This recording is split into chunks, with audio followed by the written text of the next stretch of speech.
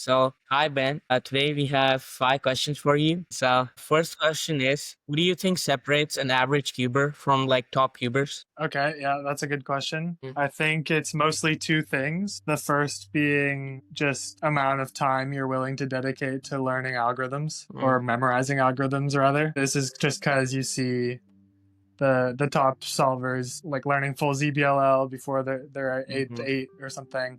That's extreme, but you see the importance of it. And mm, and another good thing about learning more algorithms is it can like introduce you to new, or expose you to new finger tricks where the algorithms can feel uncomfortable, but then if you execute them in the correct way, you could be adding like a new finger trick to your toolkit. And then the other big thing I'd say is like eradication of your bad habits. So if you're very like self-aware of where you're going wrong in your solves, maybe if you spend like half of your practice time of a given session, if you just consistently like devote half of your practice time to whatever you think is your worst aspect of your solve, then you'll see improvement that way. And as a cubing coach, what's like one thing you've seen that new cubers don't do or don't know? And then when you tell them, do you see like a good amount of improvement due to that? Okay, yeah. So there's obviously finger tricks and like new alg sets that you Mm, could introduce to them. That's mm, kind of the obvious answer.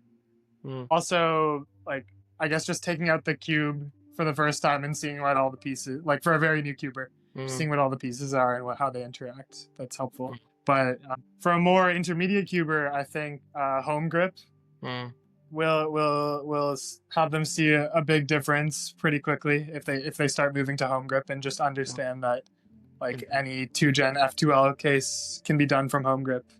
That's very important. Like I'm sure for you when you started realizing that Yeah. you can do pretty much any case from home grip, it probably improved your times, whether that was like implicitly learned or someone told you to do that. Yeah. I don't know. What's your experience with home grip?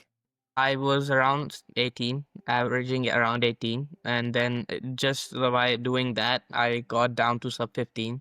But and then, Yeah, yeah, and it was probably a bunch of things at once, mm, but yeah, the moment you start getting really comfortable doing mm, home grip, and like home grip demands some special finger tricks for like F prime, like mm, the index finger F prime and stuff. You need that if you're doing home grip, so it's a mhm, little hard for some people to transition. But the moment you get comfortable with home grip, I think you'll see a big improvement. And as a self-taught tuber, what do you think is like the best way to learn and improve on your own without like much guidance? Yeah, like cubing coaching is a relatively new thing, Yeah. and when I was learning, everyone was self-taught. So Mm, I'd say I'd say just make a lot of cubing friends and mm, try to try to practice with people who are better than you, whether and that's learn something. online or at competitions. Try to always be curious and ask Mm, questions to people. If you're cubing with someone who's faster than you, either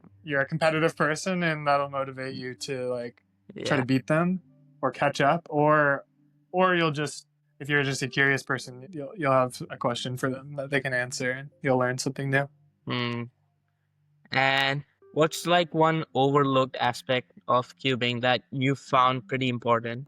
This is something that I didn't really know I was paying so much Mm, attention to until I really just thought about it more formally. Maybe edge orientation, mm, like not just the edge orientation of the last layer, so not just the yellow pieces if you're solving white, mm, but like the edge orientation of the well, F2L edges, super important as well. Just because it really just if you're just considering like 2 gen solutions, it really just dictates when you're going to rotate is whether the edge is oriented or misoriented. mm, So I think for an intermediate solver, if you feel you're at 15 seconds but your luck ahead is a little bad or something like that, if you could just learn how to recognize the orientation of like every edge on the cube, if someone were to ask you, "Oh, is that edge oriented or misoriented?" If you can answer that comfortably within a couple seconds, I think that just subconsciously that'll help you with your mm, inspection and your look ahead and everything. Since also, yeah. yeah, And so last question. What's one thing you hope to see different in like in the cubing community?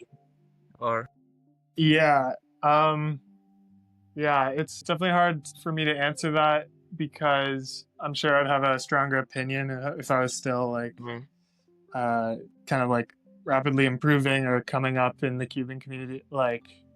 But I don't know. My favorite event right now is Fewest Moves Challenge. So Mm, it'd be nice to see more competitions in that, mm, or just like more people thinking about cubes theory and yeah. the math behind the cubing. But other than that, it's also a very like male dominated activity. So Mm, it'd be nice to see like, I don't know, more encouragement for girls or mm, like non male people to join. And mm, like for some reason they get discouraged mm, quicker or something's happening. It's kind of just the classic yeah. It's a like in mixed STEM, overall but problem. in yeah, Mm. that's all.